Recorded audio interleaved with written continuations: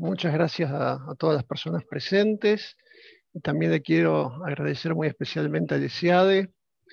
Yo estoy muy orgulloso de dar los aspectos legales de la actividad artística dentro de la formación de curaduría y gestión de arte, que existe, es una licenciatura que existe desde hace muchos años, y yo soy profesor en la misma desde el año 2007.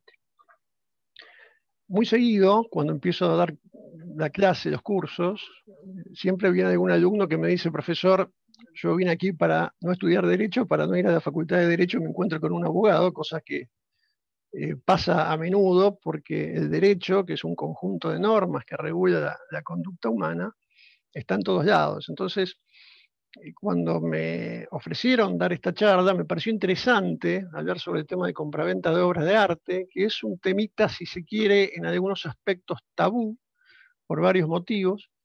Y me pareció también muy interesante iniciar, porque la experiencia demuestra que siendo o habiendo sido o estando en vías tal vez de dejar de serlo un país capitalista, nosotros tenemos muy acentuado, cada uno elegirá la posición en que se encuentra más cómodo, cada uno de nosotros tenemos muy eh, incorporado el tema del derecho de propiedad, ¿no? Que jurídicamente es un derecho, se llama derecho de dominio, y que viene de dominus domini del latín, que significa dueño o señor. Entonces yo, al ser dueño o señor de la cosa, la primera idea que se me viene a la cabeza es que puedo hacer lo que quiera con las cosas. Y en este caso específico, con las obras de arte, vamos a ver que esto no es tan así.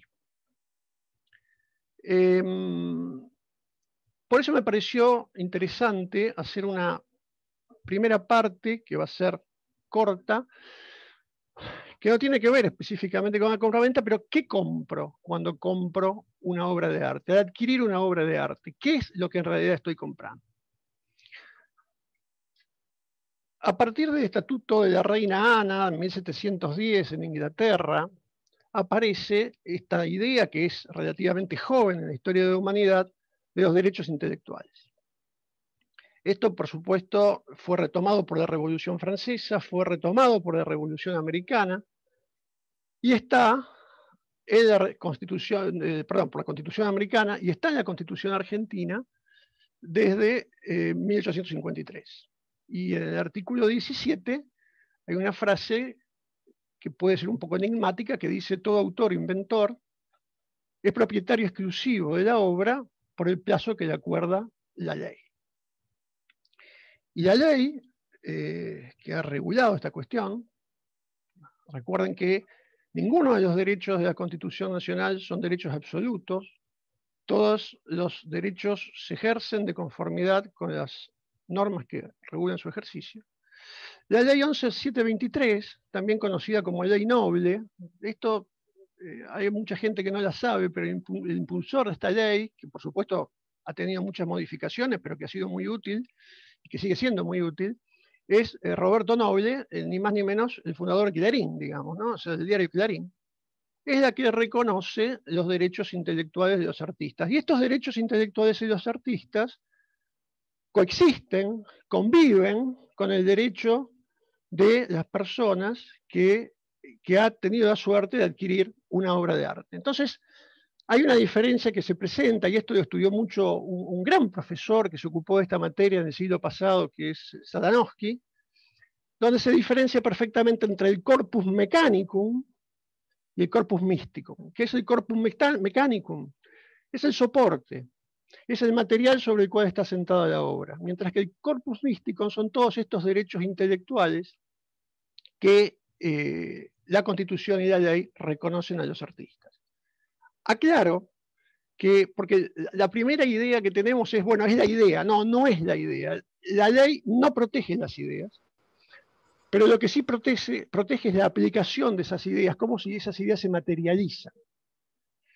Entonces, esta es una primera diferencia que tenemos que tener, y los derechos intelectuales básicamente se pueden dividir en dos grandes ramas, que son los derechos patrimoniales, que son derechos de contenido económico, y los derechos morales. Dentro de los derechos patrimoniales, uno de los más importantes es el derecho de reproducción, que está previsto específicamente en el artículo 54, y también el tema de la comunicación pública, que está en el artículo 2 y otros artículos de la ley 11.723. Estos derechos patrimoniales tienen como característica, ¿se acuerdan cuando vimos la Constitución? Cuando vimos la Constitución decía por el plazo que le acuerde la ley. Y el plazo que le acuerde la ley es toda la vida del autor más 70 años a partir del 1 de enero posterior a su fallecimiento. Esto es lo que se conoce como dominio privado. Y esto es muy importante, porque dice el artículo 54 que la venta del soporte, la venta de una obra de arte, salvo pacto en contrario, no lleva implícito la cesión del derecho de reproducción, tampoco el de comunicación pública. Ahora bien, ustedes me dirán, ¿qué pasa cuando se extingue el dominio privado? Es decir, cuando el autor ha fallecido y han transcurrido más de 70 años a partir del 1 de enero siguiente a la fecha de fallecimiento. La obra cae en lo que se llama el dominio público. Y en Argentina tenemos una particularidad, en realidad es un invento argentino que fue copiado por otros países, que es el dominio público pagante. ¿Esto qué significa? Que transcurridos los 70 años, yo no voy a tener que pedir autorización a los herederos o a los derechohabientes del artista. Voy a poder reproducir libremente la obra, pero voy a tener que pagar. ¿A quién le voy a tener que pagar? Al Fondo Nacional de las Artes. Que como ustedes saben, es una institución muy importante en Argentina, que apoya a los artistas, que da préstamos a tasas subsidiadas a los artistas, además de organizar exposiciones, concursos y otras cosas, y justamente el fondeo de esos préstamos se logra a través del dominio público pagante, es decir, que de alguna manera es el arte financia o ayuda a financiar el arte. Aparte de estos, la comunicación pública, ¿qué es la comunicación pública? Cualquier otro medio por el cual permita difundir la obra sin reproducirla materialmente. Entonces, por ejemplo, si yo hago una difusión a través de la televisión, a través de internet, a través de cualquier red social, no estoy reproduciendo literalmente, no estoy haciendo una copia, si se quiere, de la obra, pero la estoy haciendo pública y para esto también necesitaría de autorización del artista o de sus derechohabientes en el supuesto que se encuentre la obra en el dominio privado. Con lo cual, insisto, el dominio privado, vida más 70 años a partir del 1 de enero posterior a la muerte, y en el caso de las fotografías, y esto es muy importante, es 20 años a partir de la primera publicación. Además de estos derechos patrimoniales, que como vimos tienen un plazo de caducidad, están también los derechos morales.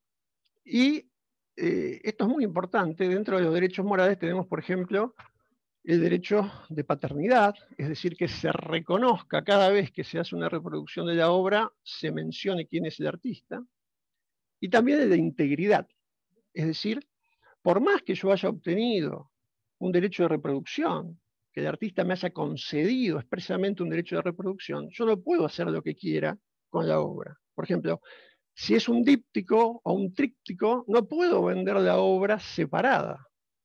Como de hecho es práctica, no voy a decir que usual, pero más de alguna vez ha pasado en el mercado local. También con el tema de las fotografías, hay un caso muy famoso con aquella famosa foto que ustedes recordarán a los presidentes Menem y Alfonsín caminando en la Quinta de Olivos de espalda. Ese es un caso emblemático, que la foto fue recortada, fue modificada sin consentimiento del fotógrafo, lo cual de hecho motivó un litigio. Estos derechos morales son imprescriptibles, es decir, que no tienen límite de tiempo, no tienen fecha de prevención, siguen indefinidamente. Entonces, existe este tema de la interacción Es decir, yo puedo ir a un remate, ir a una galería, comprar una obra de arte, pero no tengo el derecho de reproducción. Y muy probablemente el artista, o posiblemente el artista, haya a su vez cedido ese derecho de reproducción a otra persona, y yo voy a tener que soportar, a pesar de ser del dueño de la obra, del soporte de la obra, para ser claro, voy a tener que soportar, perdón, que otra persona pueda reproducirlo, que tenga por supuesto los derechos otorgados por el artista, pueda reproducirlo, es decir, siguen carriles separados. Ustedes me preguntarán, ¿pueden seguirlos juntos? Sí, sí, sí, en la medida en que se convenga con el artista la cesión de ese derecho de reproducción. Me pareció importante, mi idea es tratar de hacer esto lo más ameno posible, entonces me pareció importante mencionar algunos casos, muy brevemente, y en cuanto al derecho de reproducción hay un caso que a mí me gusta mucho, porque creo que ilustra muy bien el tema. El propietario de un aras, que por supuesto estaba enamorado de sus caballos, le pidió a un artista que haga algunos retratos de los mismos. Ustedes saben que dibujar caballos es bastante difícil, pero aparentemente este artista era un especialista, con lo cual hizo los retratos, percibió su paga, la paga, digamos, el honorario que había acordado con el dueño de aras, y todo el mundo contento. Un tiempo después, el dueño de aras no tiene mejor idea que solicitarle a un fabricante de vajillas que imprima esos retratos en la vajilla. ¿Y qué fue la respuesta que tuvo?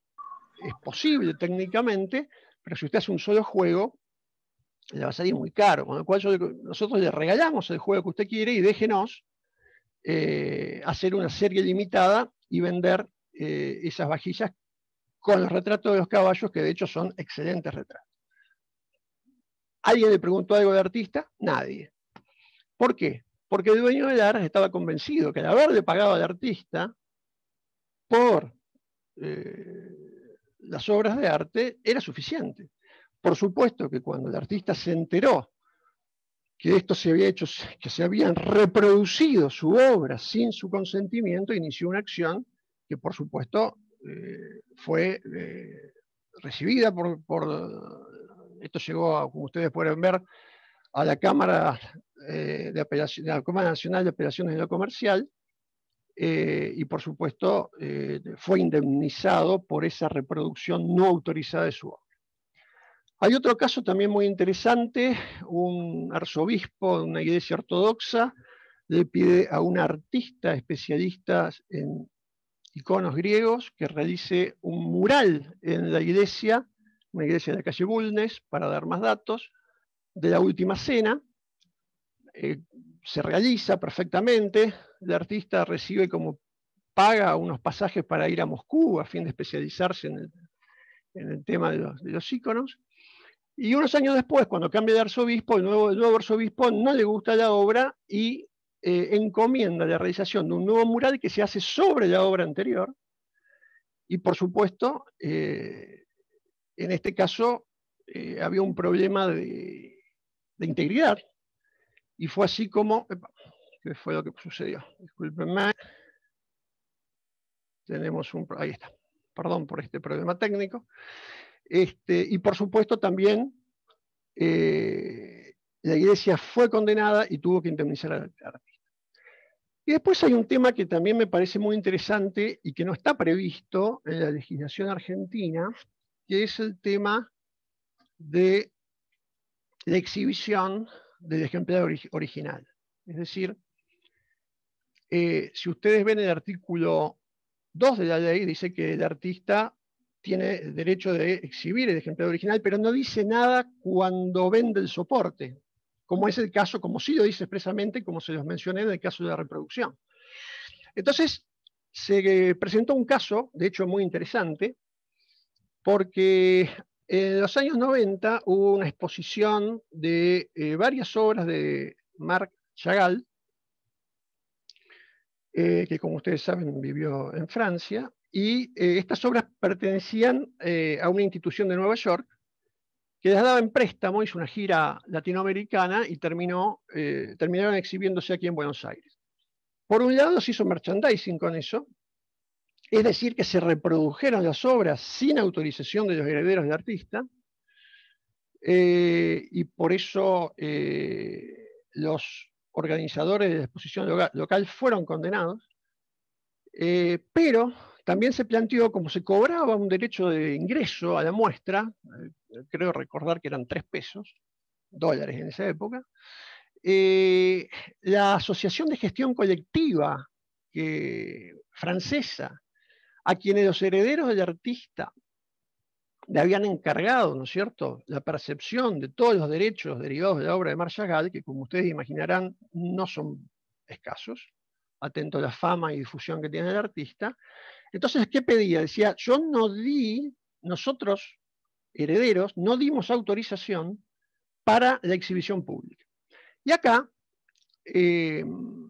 la Cámara, la Sala J de la Cámara Nacional Civil y Comercial, de la Cámara Nacional de lo Civil, perdón, no le dio la razón. Interpretó que el hecho de ser propietario del soporte, como no está expresamente regulado en la ley argentina el tema de la exhibición pública, no había ningún inconveniente para que el titular del soporte lo exhiba públicamente. Aclaro que esto, hay algunos países donde sí expresamente se prevé que el artista tiene que autorizar al propietario del soporte, o sea, una vez que ha enajenado, ¿no es cierto?, la obra, o los derechos sobre el soporte de la obra, tiene que autorizarlo para que se pueda exhibir públicamente.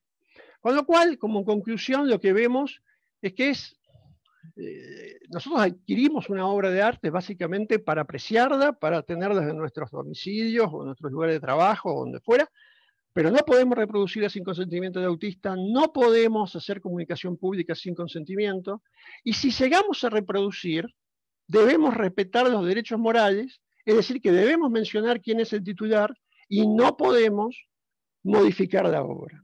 Esto, se los comento, suele pasar, incluso a nivel profesional. Hace relativamente poco tiempo tuvimos la consulta de un artista a quien una editorial le había solicitado la autorización para reproducir su obra en la portada de un libro, pagándole, por supuesto. El artista consintió, pero sin embargo la editorial, a pesar de ser profesionales, omitieron poner quién era el artista, quién había hecho la obra.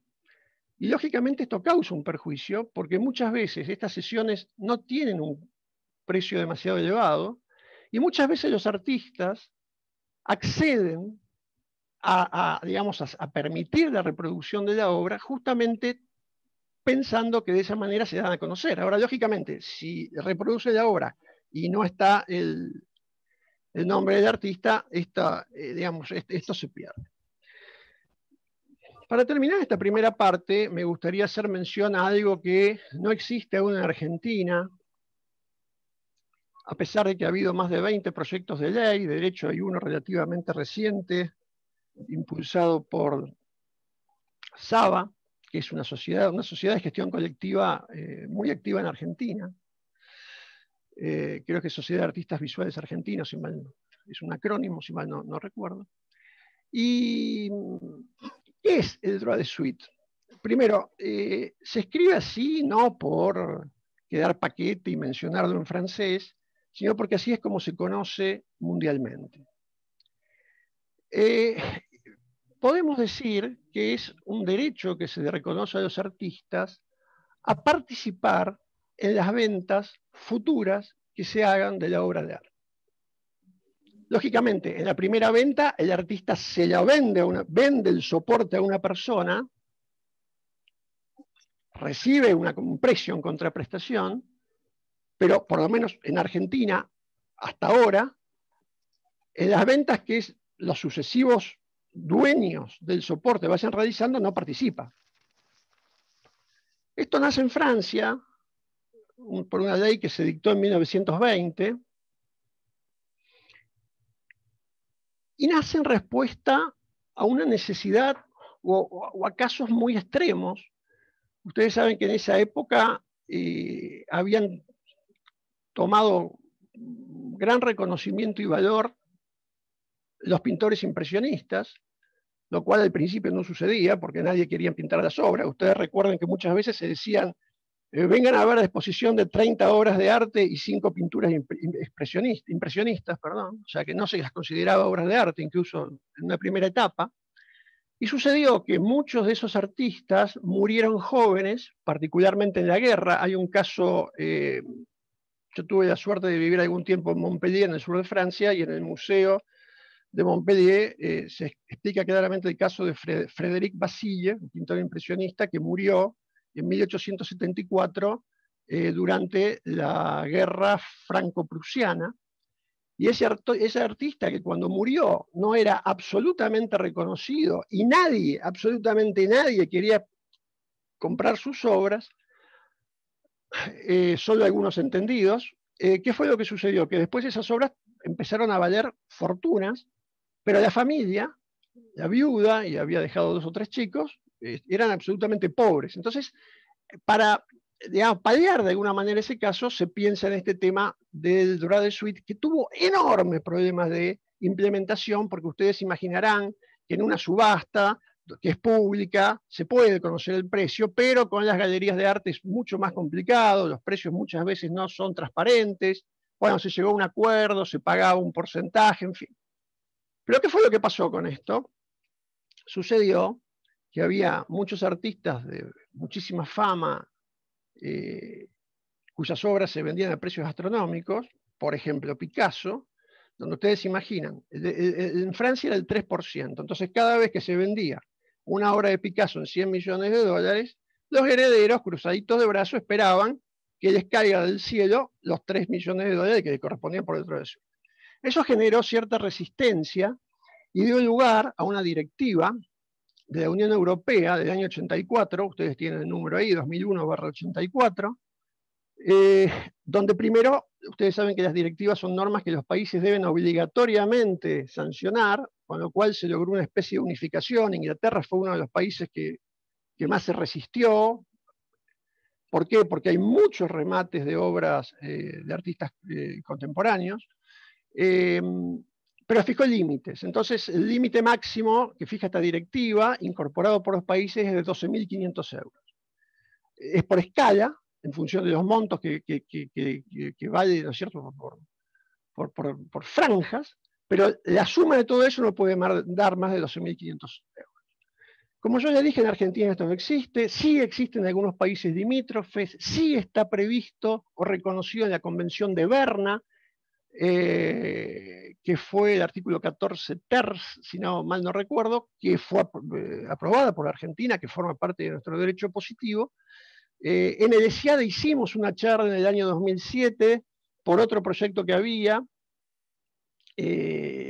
Hasta ahora no prosperó. Saba está impulsando este proyecto que yo entiendo que se ha perdido desde el año 2015, entiendo que ha perdido estado legislativo, tendrá que verificarlo. Pero lo que sí es importante es saber es que algunos países no exigen reciprocidad, como es el caso de Uruguay. Si un artista argentino vende en Uruguay, podría eventualmente percibir un droit de suite en las ventas posteriores que se hagan de esa obra, siempre entre profesionales, ¿no? No estamos hablando, eso me olvidé de aclararlo, discúlpenme, siempre se trata de ventas en las que intervienen profesionales, ya sean galerías de arte o casas de subastas. Y también puede suceder que algún artista argentino que tenga la doble nacionalidad con algún país europeo pueda percibir este derecho. Y justamente esto se hace, el artista generalmente está concentrado en su obra, en su creación, con lo cual estas sociedades de gestión colectiva, que existen muchas en el mundo, y algunas en Argentina, uno se adhiere, por supuesto, esto no sale gratis, hay un porcentaje se lo queda allá, pero es la que se encarga no solo del droit de suite, sino de percibir todos los derechos patrimoniales que se puedan percibir. Con lo cual, vamos entrando ya un poquito más en el tema de la obra. Vamos a ver ahora cómo compro, dónde compro. Bueno, básicamente la compra se realiza a través de un contrato de compraventas de obras de arte. La palabra contrato puede ser un poco engañosa, porque el contrato básicamente es un acuerdo de voluntades. Entonces puede haber un contrato tácito o puede haber también un contrato escrito, pero no necesariamente tiene que ser escrito. En el caso de las obras de arte, en principio no se requiere ninguna formalidad. Ustedes saben que si van a comprar un bien inmueble, necesariamente van a tener que hacer una escritura. Podrán hacer un boleto, pero va a terminar en una escritura. No se requiere escritura para las obras de arte, más allá de que yo les voy a mencionar más adelante, hay algún antecedente de transferencia de obras de arte que se han hecho a través de escritura pública, ya van a ver por qué. Muchas veces el contrato es tácito, hay siempre un problema de prueba, habrá que ver qué otros elementos se pueden aportar para probar la existencia de esa compraventa, pero ustedes siempre tengan presente que cuando se hace un contrato documento, quiero decir, en el cual están las partes del comprador y del vendedor, está alcanzado por lo que se llama el impuesto de sellos. Entonces, muchas veces, en lugar de hacer esto, insisto, como el contrato es un acuerdo de voluntades, alguien envía una propuesta de compra a través de una carta oferta que es aceptada, por ejemplo, del vendedor, que es aceptada por el comprador mediante el pago del precio, de manera tácita. De esa manera no se devenga el impuesto de sellos. Y quiero aclarar un punto que me parece muy importante.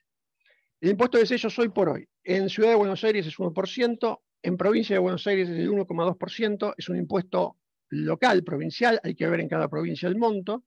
Tengan presentes que ya, por ejemplo, en Cava, en la Ciudad de Buenos Aires, la cesión de los derechos intelectuales, cesión de derechos intelectuales no está expresamente exenta del impuesto de sellos. Pero hasta donde yo entiendo, la transferencia del soporte, que como bien vimos, no implica la cesión de ningún derecho, salvo por supuesto que yo vaya y le compro a un artista y el artista también me conceda, por ejemplo, derecho de reproducción, ahí sí tendría que pagar sellos por esa parte porque estaría transfiriendo un derecho intelectual. No sé si quedó claro, pero es así. No lo definía el contrato, pero es un contrato por el cual una parte se obliga a transferir de una obra de arte y la otra parte se obliga a realizar el pago del precio.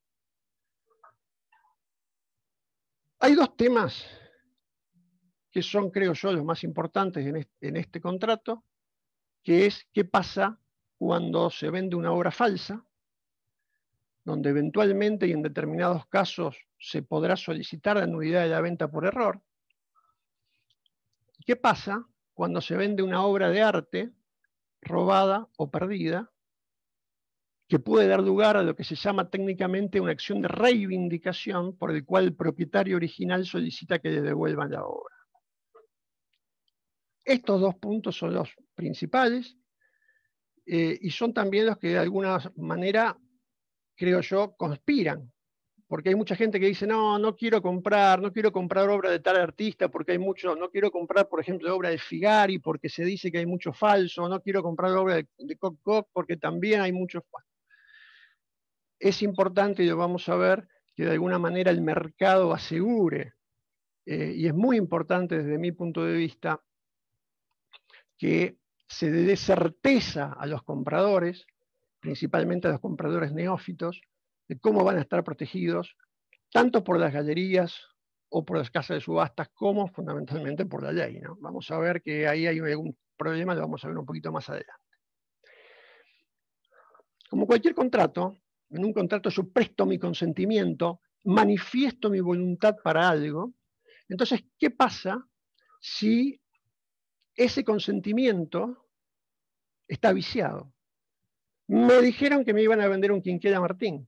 Yo compré un Quinquela Martín y por consiguiente pagué el precio de un Quinquela Martín, pero resulta que después me entero que no es un Quinquela Martín.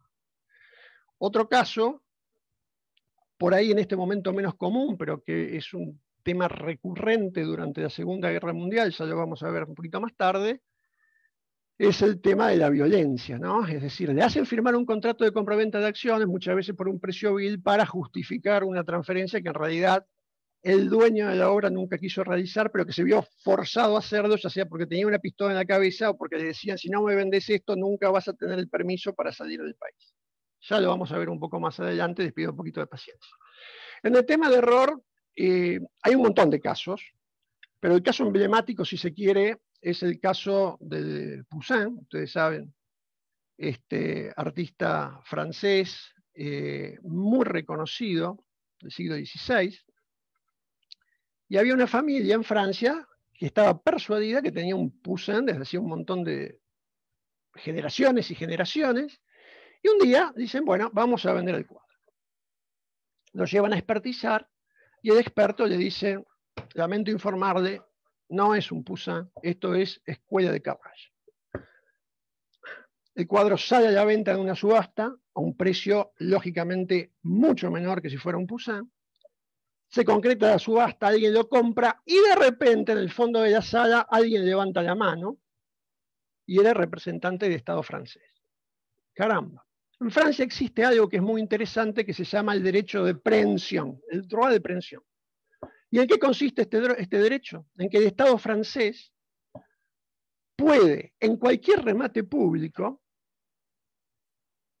y una vez que el mismo ha terminado, presentarse y adquirir la obra por el precio al cual la obra fue adjudicada. Es decir, desplaza al comprador y lo compra para el Estado. De esa manera se asegura de comprar un precio de mercado. Lo compra el Museo del Louvre. Bueno, silencio en la sala. Un tiempo después, el cuadro aparece expuesto en el Museo del Louvre como original de Nicolas Poussin. La familia que había vendido, que creía tener un Poussin, pero que en realidad había vendido un Carrage, ¿qué hizo? Solicitó la nulidad de la venta basada en el error.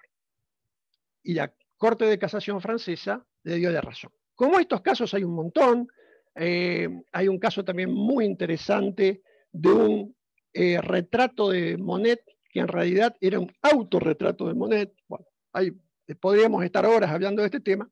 Hay un caso en Argentina también, de otro artista francés muy conocido, Hubert Robert, del año 1981, que también me parece un caso muy interesante, en el cual una galería, a esta la puedo nombrar, ustedes están viendo que yo estoy poniendo lógicamente las iniciales por una cuestión de confidencialidad, porque hay mucha gente que vive o que todavía está muy involucrada en el mercado de arte, con lo cual debemos preservar digamos, cierta confidencialidad. Una galería de arte le vende a un cliente una obra de Hubert Robert, un artista francés del siglo XVII, de esos artistas, ustedes saben que en esa época los artistas vivían en lo que hoy es el Museo del Louvre, que antes era un palacio, y pintaban ahí, y la obra en cuestión eran las termas de Diocleciano. Robert vivió varios años en Italia. Entonces le vende el Hubert Robert. Ningún inconveniente, pasan más de 40 años, por supuesto la persona que compró la obra falleció y el dueño de la galería de arte falleció, pero sobrevivió el hijo del dueño de la galería de arte que seguía explotando la galería y la viuda del adquirente. Entonces la viuda le vende al hijo del galerista, le revende si se quiere la obra, 40 años después. El galerista la compra y tiempo después se da cuenta que era falsa. Entonces, el hijo del galerista, el dueño actual del galerista, pide la nulidad por error y por supuesto se le rechazaron. Se le rechazaron ¿por qué? Porque el padre, la misma galería, había emitido un certificado de autenticidad. Entonces le aplicaron la teoría de los propios actos. Uno no puede ir en contra de los actos y lógicamente, siendo el hijo sucesor de su padre, ustedes saben que en el derecho sucesorio los sucesores ocupan el lugar de la persona, del decuyo, de la persona fallecida, le rechazaron directamente la demanda y no pudo hacer jugar el error, que lógicamente una de las condiciones, el error tiene que ser por un lado esencial y por otro lado tiene que ser excusable. En este caso no era excusable porque él mismo, la misma galería, digamos, la misma institución había dicho que era una obra original 40 años antes. Todos sabemos que una obra de arte se puede comprar en una subasta, se puede comprar a través de una galería de arte o marchand, se puede comprar entre particulares o se puede hacer directo de fábrica, digamos, por decirlo de alguna manera, es decir, una compra directa al artista. Yo les diría que ustedes guarden esta idea, es sumamente importante, ya vamos a ver por qué en unos minutos, que las obras de arte se compren o al artista, o a los marchands, o a la galería de arte o a las subastas, y a veces hay que comprar entre particulares, no queda opción, pero en ese caso, frente al Código Civil y Comercial, estamos ligeramente desprotegidos y tendremos que arbitrar las medidas necesarias para asegurar la compra. Subastas. Bueno, primero les quiero decir, la última información que yo tengo, si ustedes, alguno de ustedes tiene una información más actualizada, por favor compártala. Aparecía una información que dio Mario Gilardoni de la revista Trastienda, que creo que ya ha dejado de publicarse, pero una lástima, pero que era una gran fuente en el mercado argentino para conocer los datos ciertos de las operaciones que se hacían en subastas. En 2018 se ofrecieron 5.500 obras, se vendieron 2.100 por 12,5 millones de dólares. Fíjense que todo el mercado argentino representa una obra de valor medio de lo que se puede subastar en Nueva York, Londres o en el resto de Europa o en Tokio. Es bastante curioso, pero una vez más, nuestro mercado es un mercado muy pequeño. De hecho, aprovecho de esto para decir que, y esta es una opinión personal, yo no sé hasta qué punto el droit de suite en un mercado tan chico, con operaciones tan pequeñas, se justifica. Yo tengo alguna duda, pero digamos, como ustedes verán, estamos hablando de montos. Creo que el último proyecto establecía que 5% de cada venta posterior debía ser transferido, debía ser pagado al artista. Estamos hablando de montos muy chicos. Habría que poner un mínimo por lo menos, porque si no, no tiene ningún sentido. Es más la tarea y el gasto administrativo que lo que se va a percibir por esto. Solamente recuerden, por favor, voy a ir un poquito más rápido porque si no nos vamos a pasar de tiempo. En Argentina solamente pueden rematar los martilleros. Está la ley 20.266 que así lo establece. Hubo algún ruido, si se quiere, entre las galerías, perdón, hace unos años atrás, porque eran los propios dueños que sin ser martilleros, bueno, remataban. Eso ahora ya más o menos, yo creo que nadie se atreve a hacer esto. Lo sumo contratan un martillero para que lleve a cabo el remate. Recuerden que la ley establece ciertas obligaciones a los martilleros, entre ellos percibir la seña, el monto de la seña, que generalmente es un 20%, y una curiosidad del mercado, o una característica del mercado argentino, es que muchas veces uno va a las subastas y pareciera que por arte de magia se venden todas las obras. O sea, un récord impresionante, 98-99% de efectividad. Esto muchas veces no es así. Hubo un caso muy interesante de una persona que llevó un Petoruti, un Sul Solar, a vender a una casa de remates, que estaba hace muchos años en la calle Rodríguez Peña, acá en Buenos Aires. Las obras se vendieron, grandes a unos precios espectaculares, grandes aplausos en la sala, besos, abrazos y felicitaciones, y cuando la persona que llevó las obras a vender fue a cobrar, le dijeron, no, lamentablemente no se vendieron, acá se las devolvemos. Las personas que las compraron en el remate desaparecieron y no los pudimos retener. Bueno, el tema está decir que esa casa de subasta fue condenada a pagar una indemnización a esta persona. Es sumamente importante el tema del catálogo. Siempre recuerden cuando compren una subasta, vale la pena. Si el catálogo está a la venta, hay que comprarlo. Es una prueba muy importante de la venta. Por supuesto va a haber un recibo, no se va a firmar un contrato formal, pero por más que la ley dice que el martillero es el que debe firmar el contrato, pero bueno, en la práctica no se firma un contrato, pero sí le van a dar un recibo por la comisión. Recuerden que cuando uno compra en una subasta, esa venta no lleva IVA, está exento de IVA, pero la comisión, salvo que el rematador sea monotributista, la comisión del rematador sí lleva IVA. Entonces, en ese recibo es necesario que figure el nombre de la obra. Todo esto nosotros tenemos que, ya vamos a ver por qué. Y llegamos a un punto que es bastante problemático, que es el tema de las condiciones de venta y fundamentalmente el tema de las garantía de autenticidad, alcance y limitaciones. las condiciones de venta, que están siempre en los catálogos, en la primera página o en la última página, bueno, van a figurar y le van a decir que habiendo sido las obras exhibidas, la casa de subasta no se hace responsable por el estado de las mismas, no aceptará ninguna queja. A ver, en general, ¿qué han hecho las casas de remate? Han copiado las condiciones de Sotheby's o de Christie's, muchas veces las han copiado mal, sin verificar cuáles son las exigencias bajo el derecho argentino. Hasta no hace mucho tiempo, me atrevería a decir hasta hace un par de años, una de las casas de remate más importantes decía que únicamente reconocía la autenticidad y garantizaba la autenticidad de las obras que en el catálogo estaban mencionadas en mayúscula y en negrita, cosa que, bien, Christie lo hace, Sotheby's lo hace, pero acá no tenía ningún sentido, eso no es algo totalmente ilógico y ajeno. Y muchas veces, bueno, por supuesto también va a estar el tema de la comisión, que generalmente ahora es del 15%, el plazo del pago y retiro de la obra, muchas veces se reservan el derecho de cobrar un depósito si no se retira la obra a tiempo, todo ese tipo de cosas. Y llegamos al tema de la garantía de autenticidad, que es un tema clave. Y generalmente lo que puede verse, revisando las garantías de autenticidad de las diferentes casas de subastas, es que muchas veces garantizan durante un plazo determinado, que puede ser 5 años desde la venta, siempre y cuando el comprador presente la opinión de 2 expertos que justifiquen que la obra, que la autoría no es correcta. Algunos hablan de 2 años, hasta hace un poquito de tiempo algunos decían que no daban ningún tipo de garantía. Es decir, ha habido de todo, y hay de todo.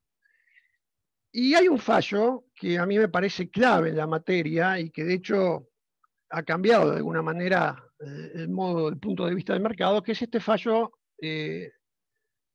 contra un reconocido banco que realiza subastas aquí en la ciudad de Buenos Aires del 1 de octubre de 2015. Se trataba de una obra de Fernando Fader, un paisaje de Fernando Fader, creo que era un pozo de petróleo, bastante común, una obra que no son por lo general los mejores Fader, pero una buena obra de Fader, que fue comprada por este señor en una subasta en el año 1988. No hubo ningún inconveniente, este señor la tuvo en su casa, todo perfecto, hasta que en el año 2007, es decir, 19 años después, me permito insistir, 19 años después, la lleva al mismo lugar para que se la venda en subasta. Con gran sorpresa se entera que no se puede vender en subasta. ¿Y por qué no se puede vender en subasta? Porque la obra es falsa. Pero ¿cómo es falsa? A mí ustedes me la vendieron como una obra de Fader. No era obra de Fader. Bueno, por supuesto, hubo un proceso. En ese momento, la casa de subastas no daba ningún tipo de garantías. Y cabe decir que si bien ustedes saben que el nuevo Código Civil y Comercial entró en vigencia el 1 de agosto de 2015, este fallo es del 1 de octubre, 2 meses después, pero se aplicó el Código Civil anterior, lo que se conocía como el Código de Vélez Sarsfield, que fue una obra importantísima dentro del derecho argentino. Ustedes imagínense que estuvo vigente desde el 1 de enero de 1871, por supuesto que con modificaciones, hasta el 1 de agosto de 2000, mejor dicho, hasta fines de julio del 2015, o sea, un tiempo extraordinario. Se aplicó esa norma, ya vamos a ver que las normas actuales son parecidas, y básicamente, ¿qué dijo la Cámara en lo contencioso administrativo y tributario de la Ciudad de Buenos Aires? Dijo lo siguiente: el vendedor tiene que garantizar la autenticidad. Por supuesto, ¿qué fue lo que le pusieron en la prescripción? Dijeron, pasaron tantos años, en ese momento el plazo normal de prescripción era de 10 años. Pasaron tantos años que esto está prescripto, y ¿qué fue lo que dijo la Cámara? Dijo, no, de ninguna manera. La prescripción que se aplica es una prescripción de 2 años, pero a contar de la fecha en la cual el comprador tuvo conocimiento de que la obra era falsa.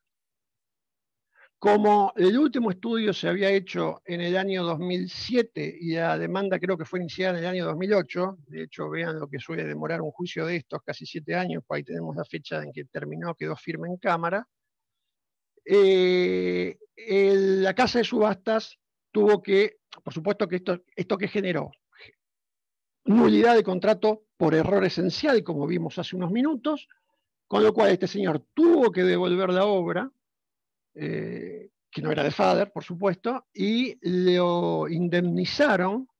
Los jueces convocaron a peritos que establecieron cuál era el valor de la obra, de una obra similar en el mercado, y el banco lo tuvo que indemnizar.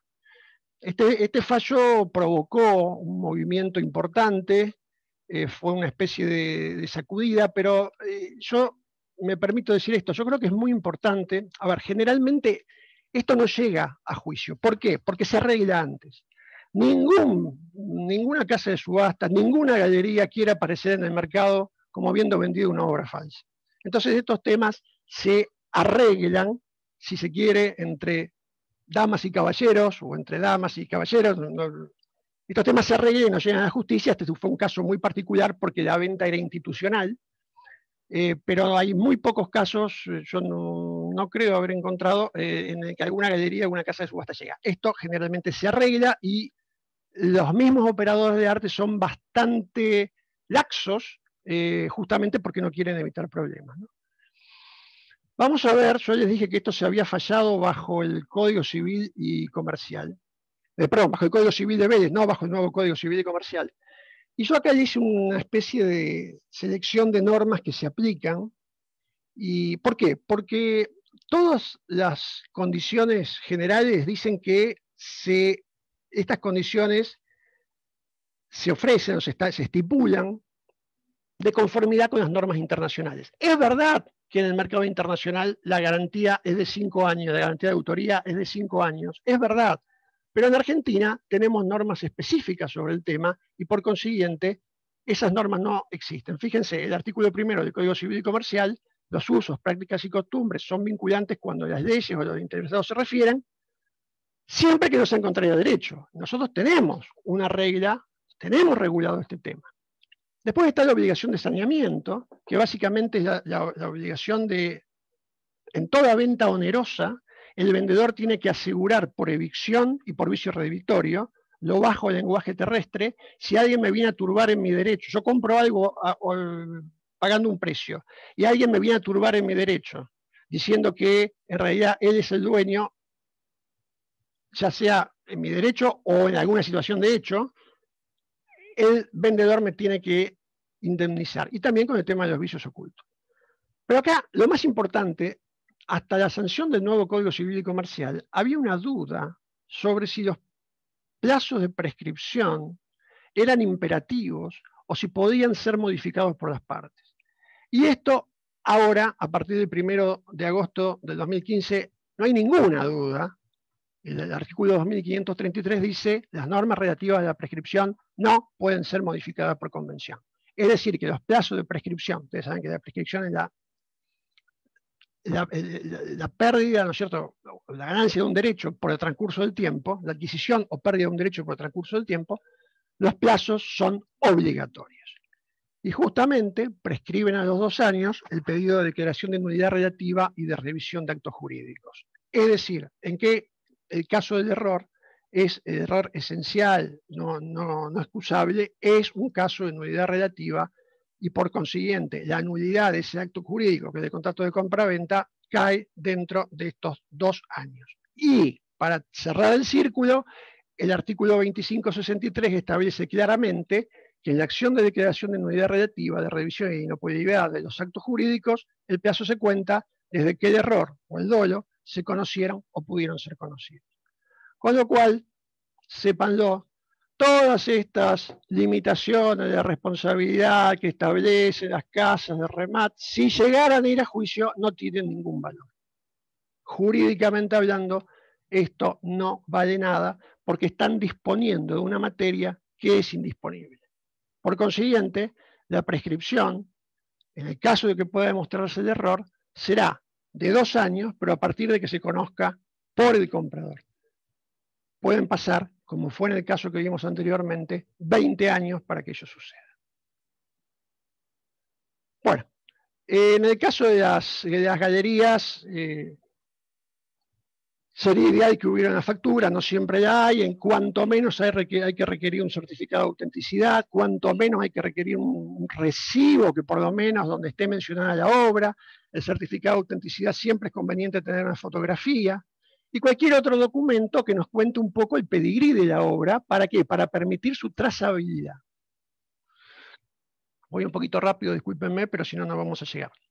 Hay un temita con las ventas por internet en Argentina, se aplica tanto a la venta directa, a galerías virtuales como a subastas virtuales, que como hemos visto han explotado con el tema de la pandemia. Tanto se aplica el 1110 del Código Civil y Comercial como la Ley de Defensa del Consumidor, que establecen que el comprador tiene la facultad de revocar su aceptación sin dar ningún tipo de explicaciones dentro de los 10 días de concluido el contrato o recibido la cosa.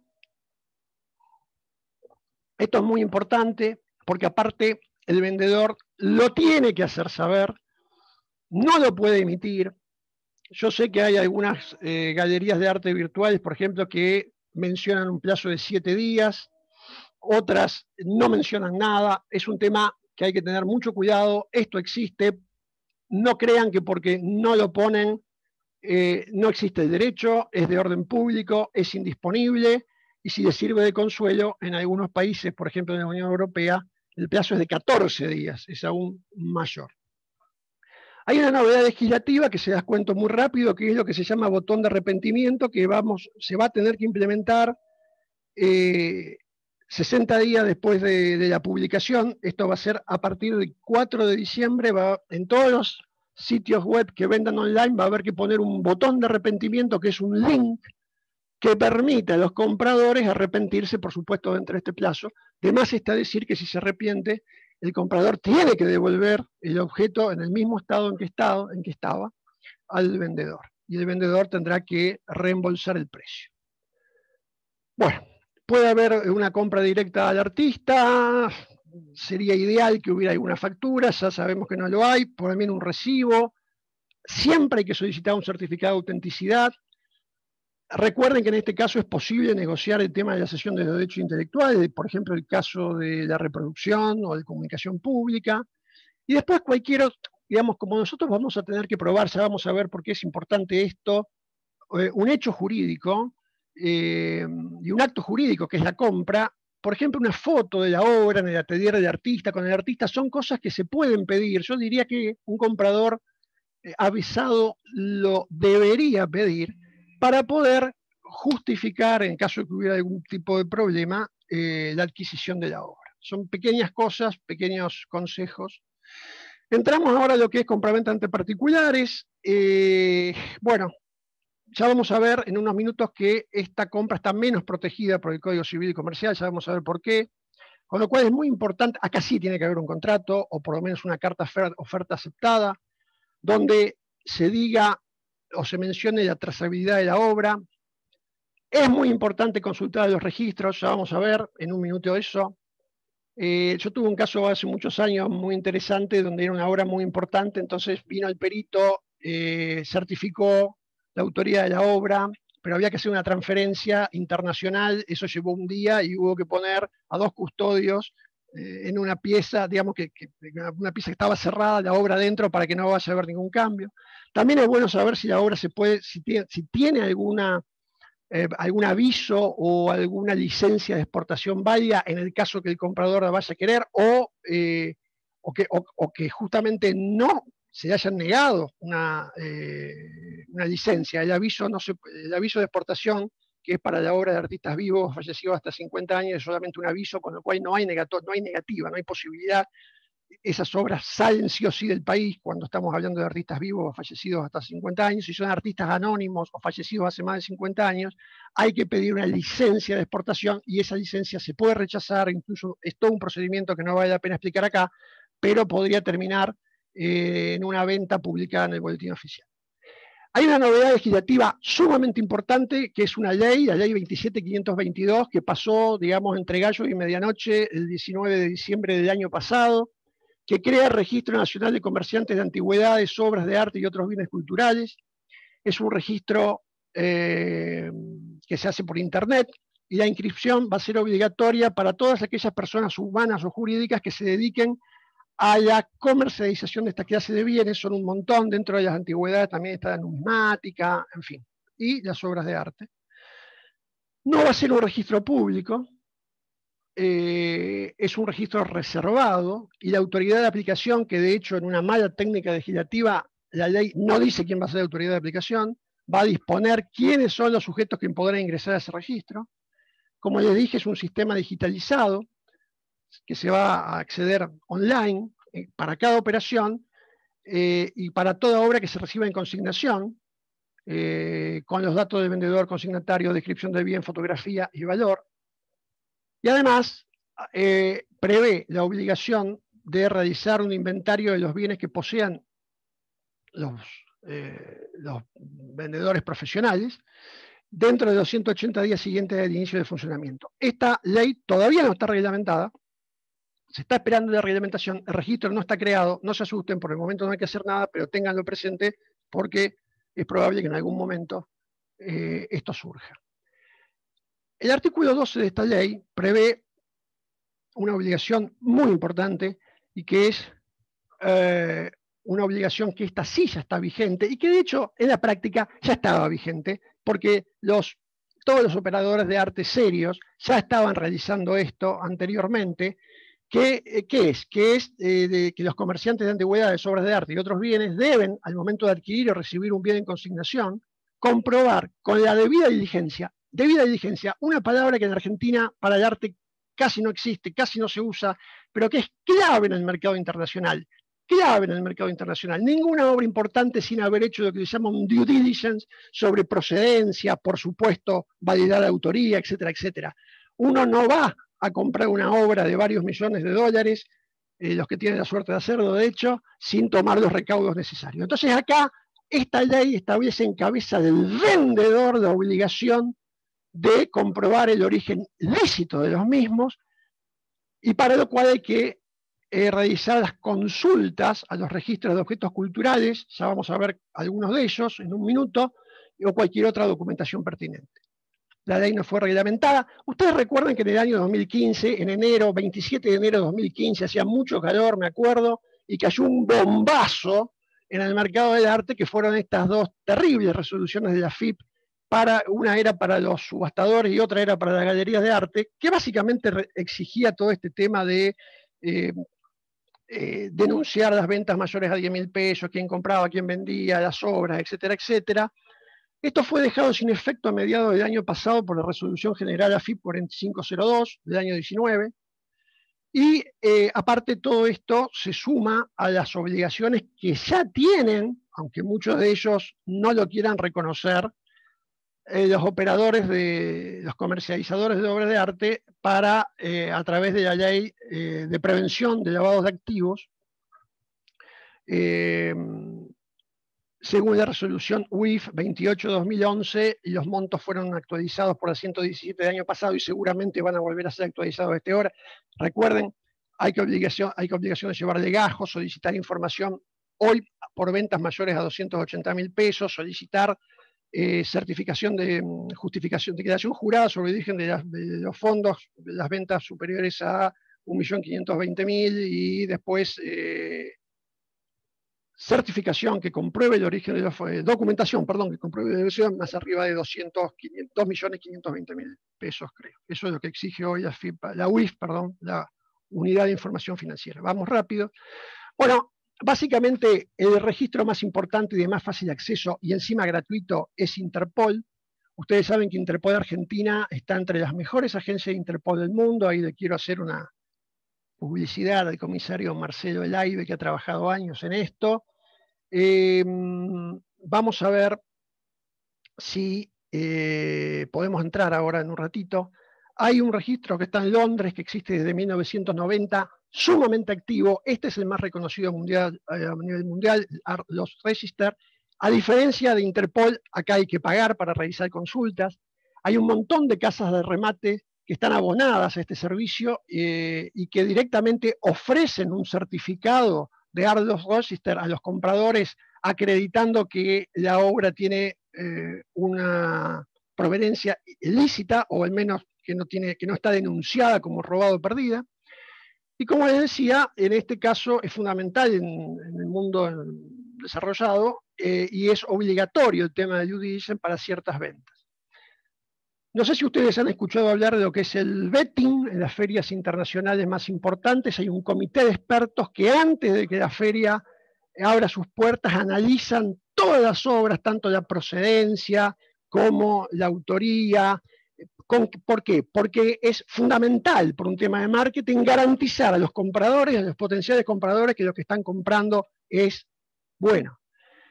Esto es lo que yo creo que está por arriba de todo.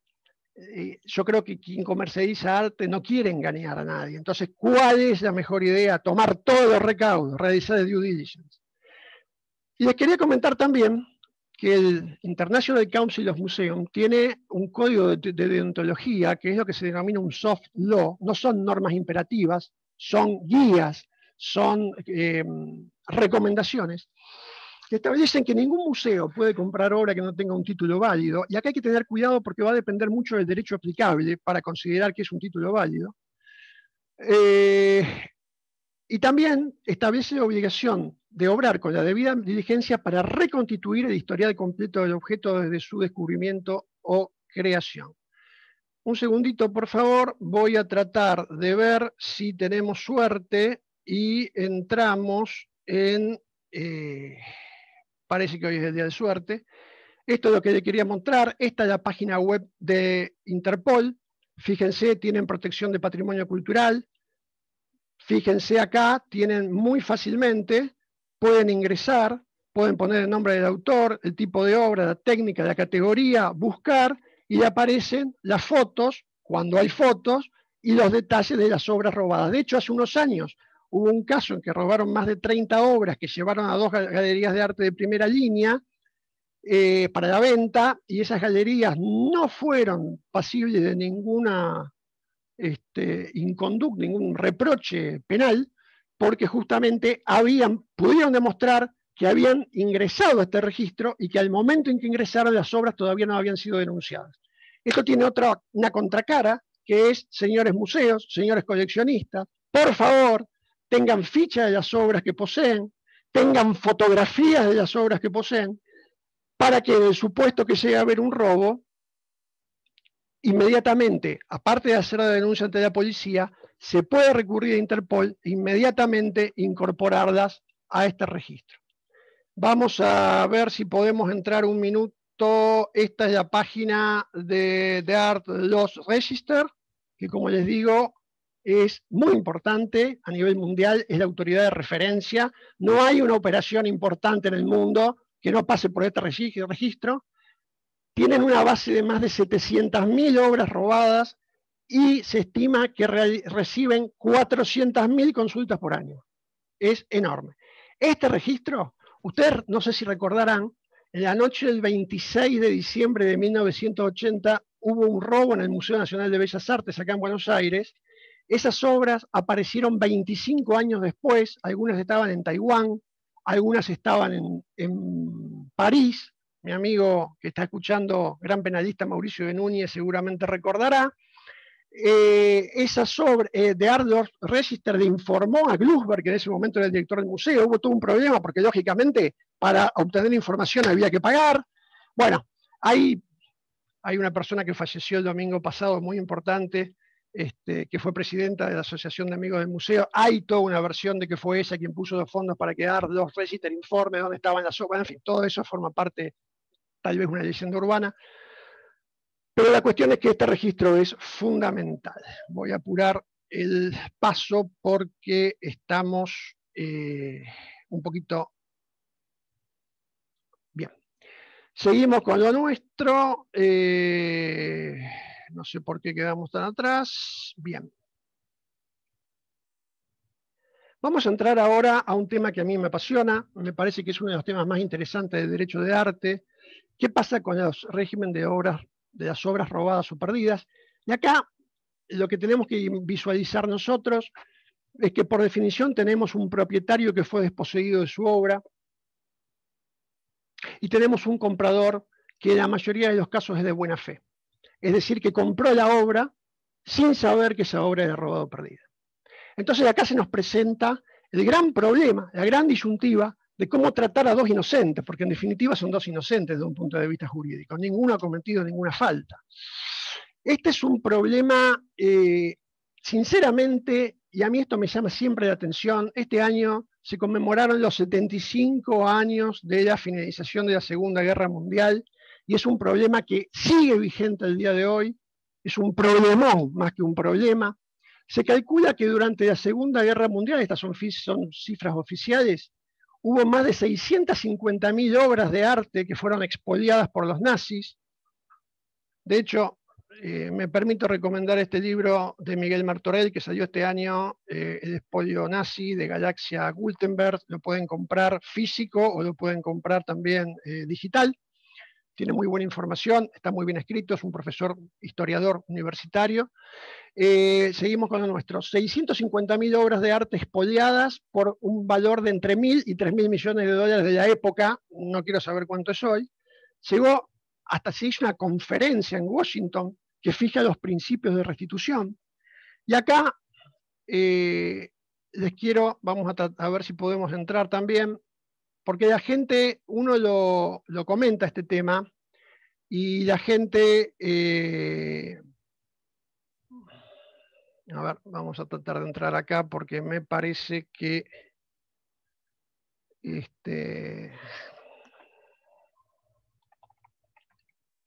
ahí está, ahí vamos a ingresar. No sé si lo pueden ver bien ahora. Ahí estamos. Este es un sitio en donde tiene información sumamente actualizada sobre todo este tema del expolio nazi, que sigue siendo el día de hoy un problema. ¿Por qué? Porque hay muchos países, hay muchas jurisdicciones que consideran que a pesar de haber pasado tantos años, como el que expolió la obra, la vendió, no tenía un derecho válido para venderla, nadie puede transferir un derecho mejor del que se tiene. Con lo cual, todas las ventas sucesivas, así haya habido 15 compradores, son todas nulas, y los descendientes, los herederos de aquellas personas que fueron desposeídas pueden venir a reclamar. Ya vamos a ver que no en todos los países pasa. Pero les quiero comentar, porque me parece interesante, fíjense, por ejemplo, esto es mes a mes, fíjense día por día, todos los casos que hay. O sea, es impresionante. Prácticamente cada 2 o 3 días hay noticias sobre este tema. Y una de las cosas que le quiero mencionar, por ejemplo, es que como nadie tiene, fíjense esta historia que es interesante,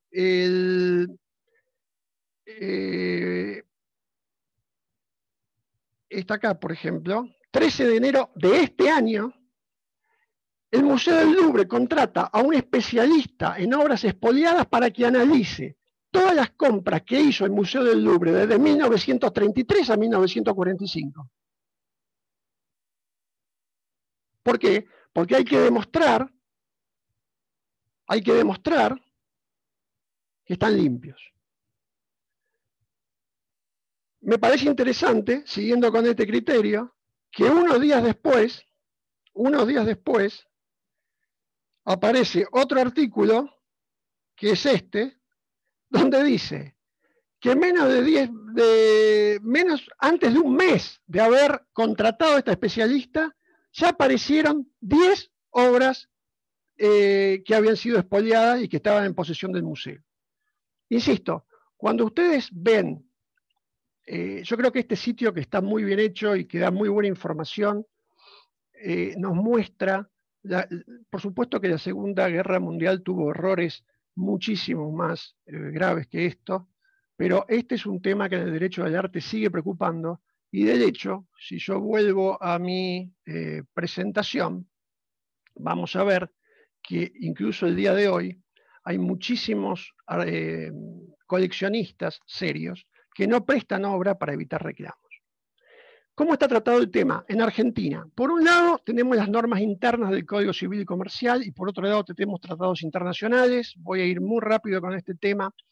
En materia de muebles, las obras de arte, salvo por supuesto un monumento que es un bien inmueble, una estatua que es un bien inmueble, las obras de arte que pueden llevarse de un lugar al otro son bienes muebles, y son bienes muebles no registrables porque no hay un registro, al menos hasta que esté este registro que hablamos de la ley 27522. En materia de bienes muebles no registrables, rige un viejo principio francés que es en materia de mueble posesión vale título. Si yo tengo la posesión jurídica, es decir, yo tengo en mi poder la obra y aparte estoy convencido de que es mía, por ejemplo, porque la compré de buena fe sin saber que era vendida, me sirve para repeler cualquier reivindicación, salvo que la obra fuera robada y perdida. Si la obra de arte fuera robada o perdida, la posesión no es más título. Con lo cual, el problema que tengo es que, en teoría, como la regla posesión vale título no rige para las cosas robadas o perdidas, y que requiere una sustracción fraudulenta, si yo se la entrego a una galería de arte para que la venda y no me lo devuelve y hace otra cosa con la obra, no puedo hacer una reivindicación, tendré que hacer alguna acción penal, por mala administración, por administración fraudulenta, por lo que fuera, pero no reivindicación. ¿Cuál es el principio? Que el adquirente de buena fe tiene que soportar la reivindicación. Es que el dueño original me puede obligar a mí, adquirente de buena fe, que compré la obra el año pasado en una subasta súper seria, a devolver la obra. Pero, como estamos tratando de hacer un balance entre dos inocentes, Vélez Sarsfield había dicho, y el nuevo código lo mantiene, esperen un poquito, ok, le va a tener que devolver la obra. Ahora, si el propietario actual, si se quiere, si quien tiene la obra ahora de buena fe, la compró con objetos en una venta pública, le hace subasta, o en una casa de venta de objetos semejantes, esto es lo que dice el Código Civil y Comercial, le hace galería de arte, o si ha sido vendido, o sea, por quien acostumbra a vender este tipo de obra, le hace marchand. Entonces, en ese caso, el reivindicante, o sea, la persona, el dueño original que le dice al actual devolverme la obra, le va a tener que pagar al actual el precio que pagó. No el valor de la obra, el precio que pagó. Por supuesto que en ese caso, el reivindicante que paga el precio va a tener derecho de ir a reclamarle al vendedor. Pero fíjense cómo trata de equilibrar las cosas. Es decir, no sé si he sido claro porque es complicado. En principio, ahora vamos a ver los límites, se le da la razón al dueño original y se le obliga al dueño actual, por decirlo de alguna manera, a devolver la obra, pero si es de buena fe, porque la compró en un remate en una galería, o a quien vende objetos semejantes, le van a tener que reembolsar el dueño original el precio que él pagó.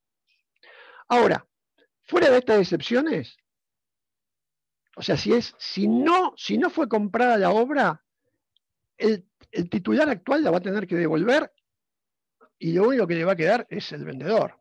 De allí la importancia que yo les decía al principio, las obras de arte siempre deben comprarse en una casa de subasta, en una galería, al artista, o en definitiva a quien vende objetos semejantes, de hace a los marchands.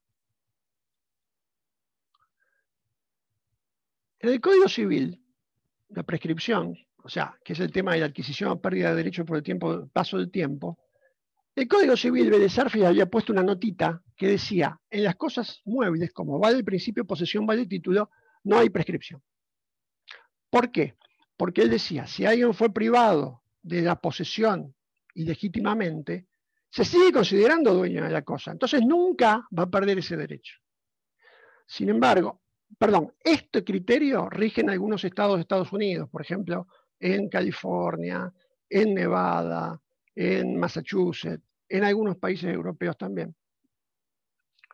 Por eso, la página web que vimos de Looted Art, aún hoy sigue habiendo reclamos, porque hay ciertos estados, ciertos países, donde esto nunca prescribe. Cuando se reforma el Código Civil argentino en 1968, a través de la ley 17711, se establece un articulito muy interesante, que es el 4616 bis, que dice, el que durante 3 años ha poseído de buena fe una cosa mueble, robada o perdida, adquiere el dominio de prescripción. Con lo cual, acá se completa el círculo. Entonces, ¿cómo sería la interpretación? El titular original tiene derecho a pedir de reivindicación, pero si pasaron 3 años desde que el propietario actual, por decirlo de alguna manera, adquirió la obra, ya está, no puede haber más reclamo. Había una duda con el tema del poseedor de mala fe, y eso quedó totalmente zanjado ahora con el nuevo Código Civil y Comercial, que establece en su artículo 1898 que la prescripción adquisitiva de derechos reales con justo título y buena fe se produce sobre cosas muebles no registrables por la posesión durante 2 años, no más 3. Y, según el artículo 1829, si no hay justo título o buena fe, son 20 años. ¿Qué les quiero decir con esto? Creo que es claro. Si yo voy a comprar una obra de arte, yo tengo que tener fecha cierta. Me olvidé de decirlo, pero el impuesto de sellos cuando se paga otorga fecha cierta. O tengo que tener alguna documentación que me permita acreditar que yo compré la obra a tal fecha. Si no tengo nada, iré a ver a un escribano y le pediré que venga a mi casa y que haga un acta de constatación y que diga que esta obra cuya fotografía se adjunta estaba en mi living, me saco una foto junto a en tal fecha. ¿Y qué voy a hacer? Voy a esperar 2 años. ¿Y durante 2 años qué voy a hacer? No voy a hacer nada, no la voy a prestar, no la voy a mostrar, la obra va a quedar ahí, en mi casa, hasta que pasen 2 años. Eso es lo que hacen los coleccionistas bien asesorados y que conocen el mercado. ¿Pasaron 2 años? No importa, hagan lo que quieran. Yo les había comentado que había un caso que me había llamado mucho la atención de una obra de Berni, El desnudo de Nicole, y creo que se llamaba Mujer, que era una obra que estaba de los dos lados, que apareció en una galería de arte. Berni ha tenido muchos problemas por temas, por la sucesión, porque, bueno, desaparecieron obras, no importa. El propietario de esa obra, de ese soporte, había hecho la compraventa por escritura pública. Bueno, primero porque pensó que podía ser un derecho litigioso, pero segundo, ¿por qué? Para darle fecha cierta. De ahí la importancia de que, por ejemplo, si yo le compro a un particular una obra que está en su colección, que la quiero tener en la mía, que si hago una carta oferta, por lo menos certifique la firma. ¿Para qué? Para darle fecha. Y recuerden, discúlpenme el término poco académico, se encanuta durante 2 años, y durante 2 años la obra no sale, nadie la ve, no se presta. La gran tentación que tienen los coleccionistas es prestar la obra, porque dicen, no, claro, como estuvo en una exposición, va a tener más valor. Olvídense, 2 años la obra en el freezer y good show.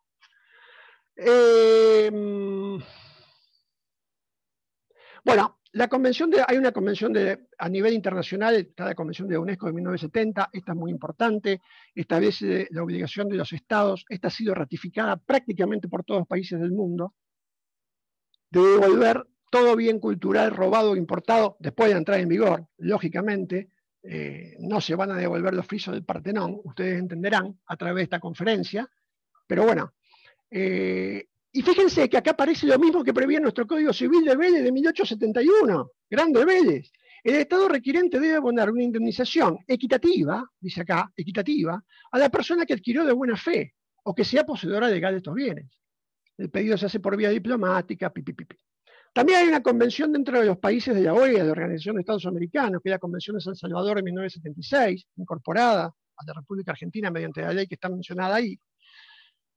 Es muy importante, hay un tema que me olvidé, discúlpenme, que es el siguiente. Lógicamente, las colecciones que pertenecen al Estado, que forman parte del dominio público, nunca pueden ser adquiridas por prescripción, olvídense. Si yo voy a comprar la obra que se robaron el 26 de diciembre de 1980, la voy a comprar hoy y la guardo 2 años, 10 años, 20 años, 50 años, nunca va a prescribir porque eso está fuera del comercio y por consiguiente no está alcanzado por la prescripción. Había olvidado ese punto, discúlpenme. Acá lo que dice es que, fíjense, ¿no? El dominio de cada estado y las acciones reivindicativas sobre su patrimonio cultural, que hay todo un problema sobre qué es patrimonio cultural en Argentina, pero bueno, ese es otro tema, no lo voy a tratar ahora. Son imprescriptibles, es decir, que si se roba una colección pública, esto no va a haber prescripción. El Estado debe emplear todos los medios legales para recuperar, restituir. Hay un temita muy importante que nos viene al pelo, sobre todo cada vez que Argentina es demandada por los acreedores diversos acreedores internacionales que tenemos.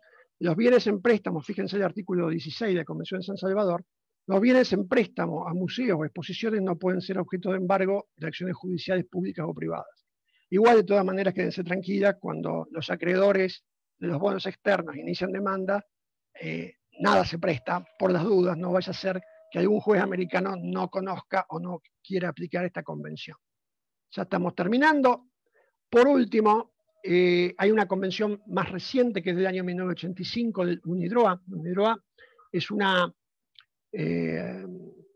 institución de Naciones Unidas que tiende a la unificación del derecho privado internacional y que hace una tarea ciclópea, que se aplica tanto a la restitución de objetos robados como a la devolución de objetos culturales exportados ilegalmente. De ahí la necesidad de cumplir siempre con las normas sobre circulación y exportación de obras de arte y otros objetos.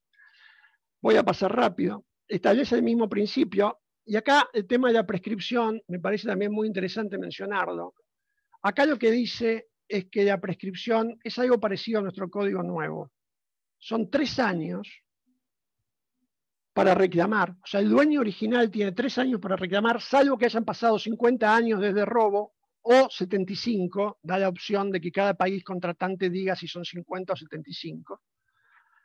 Y lo que es muy interesante, me parece a mí, y con esto voy terminando, que acá esta convención, que como les dije es más moderna, que a diferencia de la UNESCO de 1970, ha sido ratificada por muy poquitos países, porque hay algunos problemitas, establece que el poseedor actual tiene derecho a una compensación justa y razonable, dice, justa y razonable. ¿Se acuerdan que la de 1970 decía equitativa? Sí, no sabía que el objeto era robado.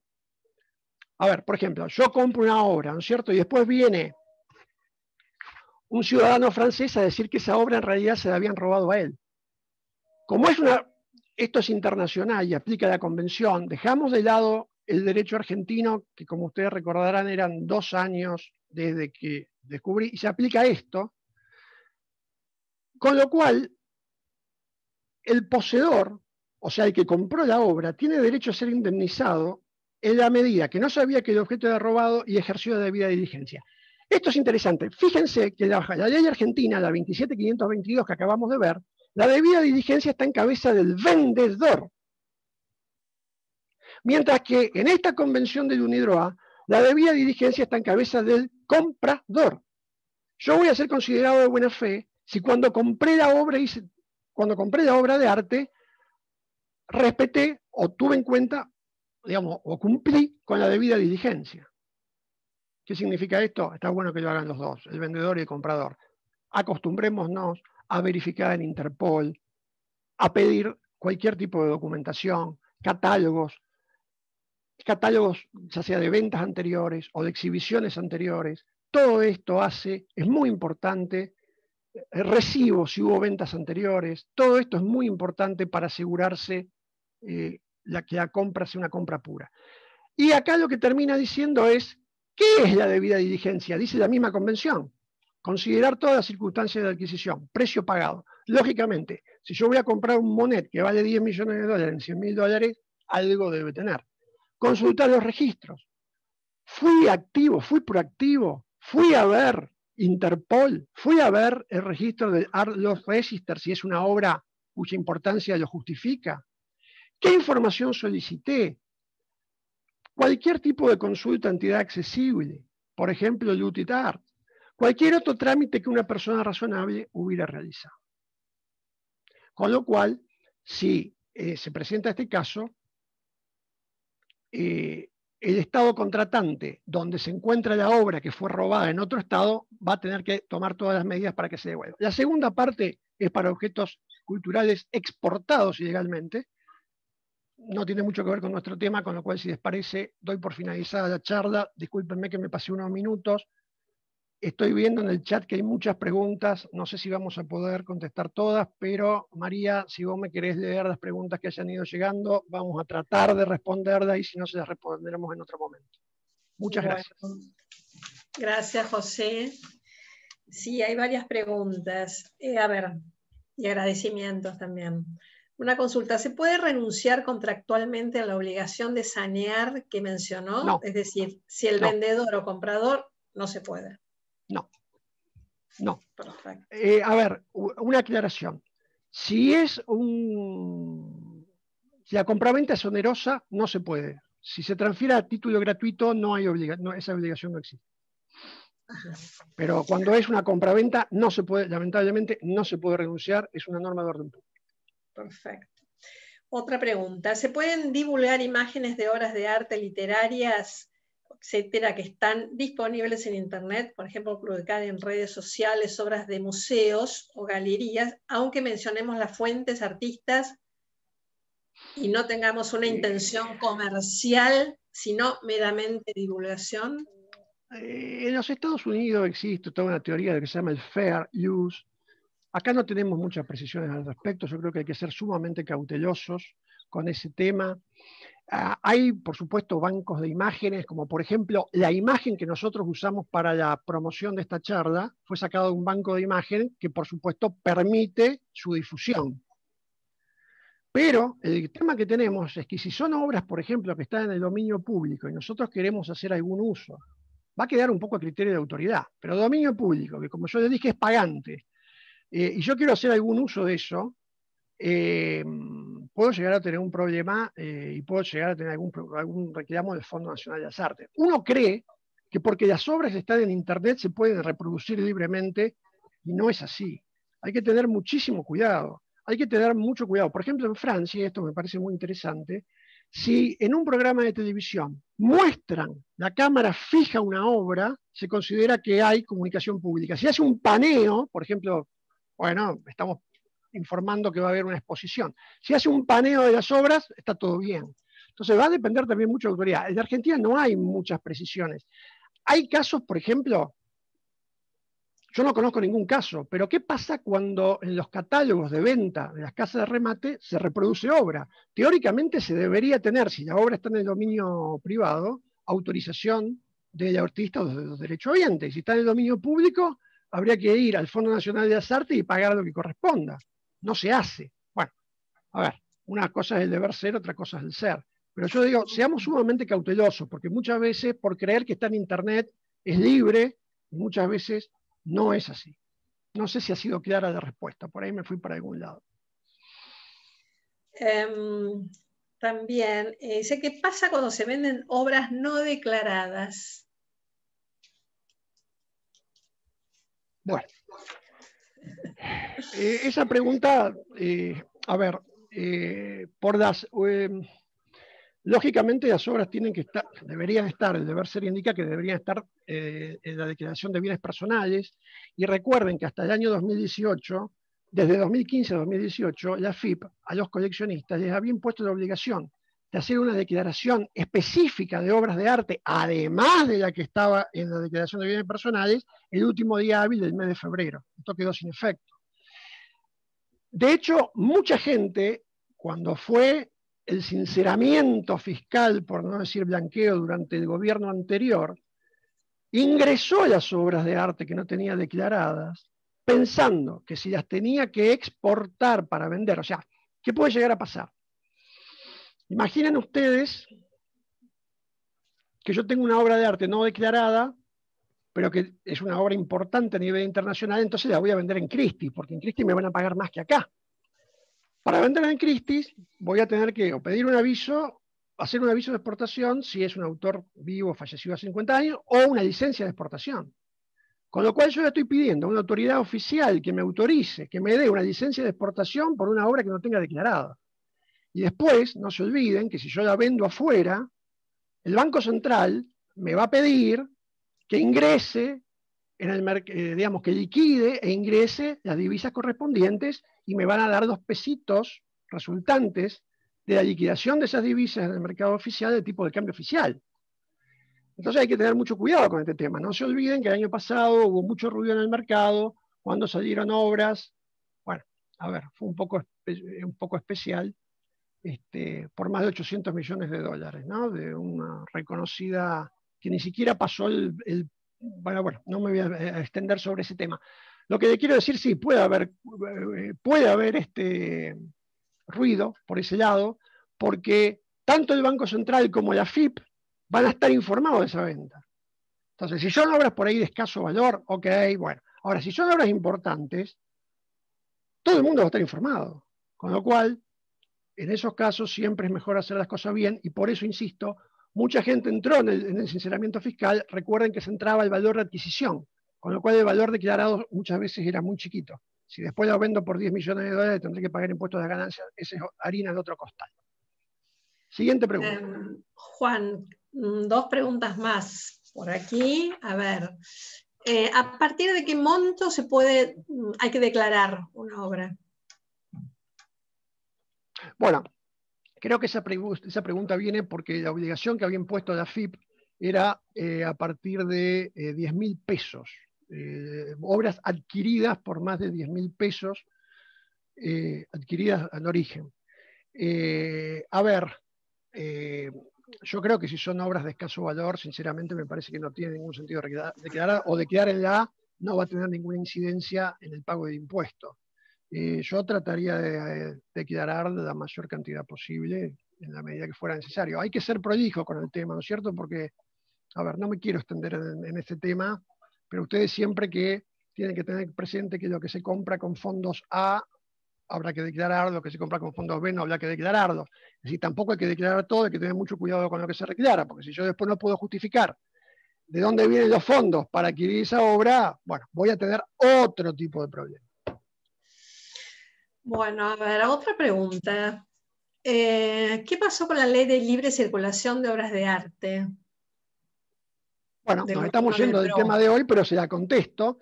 Ustedes recuerdan que la ley... Es Agustín Vidal Valls. Ningún problema. Muy rápidamente.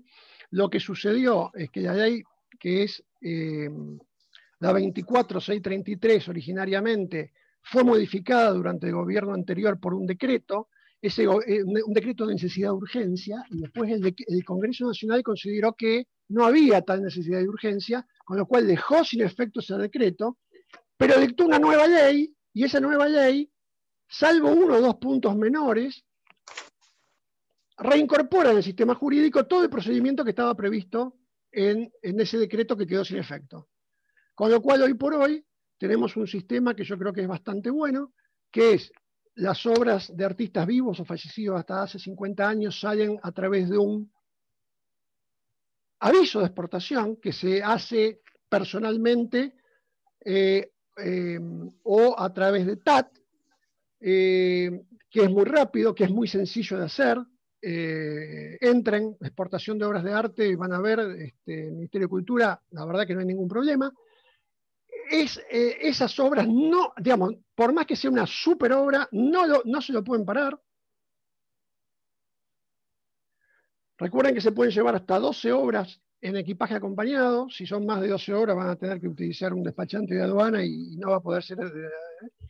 Y si son obras que tienen de artistas anónimos o fallecidos hace más de 50 años, que pedían una licencia de exportación, pero acá hay que tener cuidado, porque acá no están alcanzadas por las exenciones impositivas.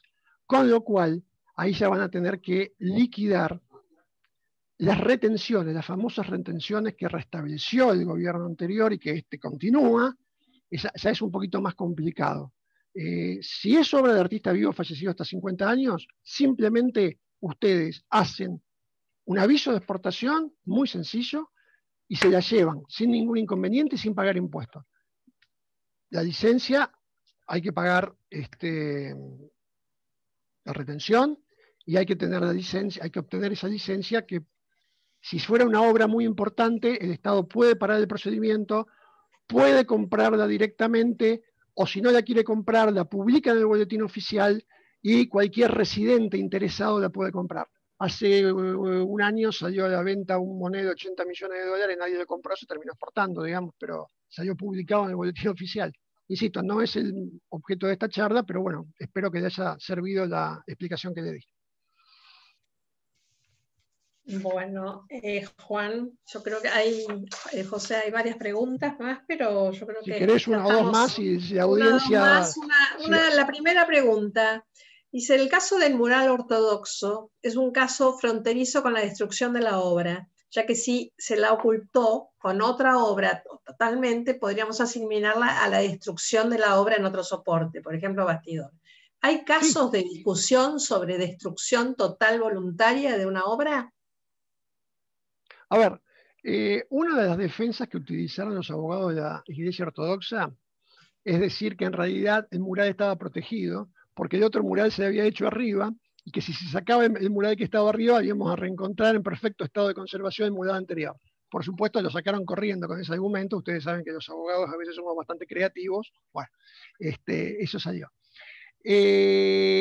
Yo creo que sí, que hay algún caso, estoy tratando de acordarme porque la jurisprudencia es bastante... Acá el tema que tenemos es que esto en realidad la integridad es un derecho moral, como les expliqué, por ende no está, no tiene límite temporal. Ahí está el problema de si, por ejemplo, el titular del mural tiene que encargarse, por supuesto que tiene que encargarse de su mantenimiento. Hay un caso específico de murales en el cual se hicieron restauraciones a un mural y era un fileteado. Esto estaba en el Centro Cultural, no me acuerdo ahora cómo se llamaba. Entonces hubo toda una discusión sobre si el fileteado era arte, era una obra de arte original, porque la protección está para las obras de arte original, se concluyó que sí. Y también lo que dice la Cámara es que en realidad esa restauración debería haberse encargado al artista original, porque los que vinieron después modificaron, tacharon el nombre del artista original y pusieron el suyo. Me estoy acordando, hubo un caso de un millonario japonés que había comprado unos girasoles de Van Gogh, no sé si ustedes se acuerdan, y que anunció que el día que se muriera le iban a cremar junto con la obra. Los girasoles de Van Gogh interesantes, creo que pintó 8 y hay como 15 en el Museo del Mundo, distintos Sí. museos del mundo. Creo que no sé qué pasó con eso, no recuerdo que sea un caso específico, pero posiblemente haya. Otra pregunta, vamos. Y ya vamos terminando. La otra pregunta, sí, la sesión de uso que el autor realiza, por ejemplo, como portada de un libro, para la primera tirada, impone que si hay una o varias ediciones posteriores se deba solicitar nueva autorización o se supone que la sesión originaria vale. Depende de cómo se haya hecho la sesión. Hay que ser muy cuidadoso con la redacción. Normalmente la interpretación siempre es restrictiva. Pero generalmente se pone, que es para la tirada original y sus reimpresiones, etcétera, etcétera, etcétera. ¿Hubo algún caso de eso, de fotografía de un pintor, una fotografía de Gilda, que había sido cedido el derecho de reproducción para una revista y que después fue utilizada por otra revista diciendo que como ya había sido reproducida, ya estaba, había una autorización para reproducir, por supuesto tuvieron que indemnizar?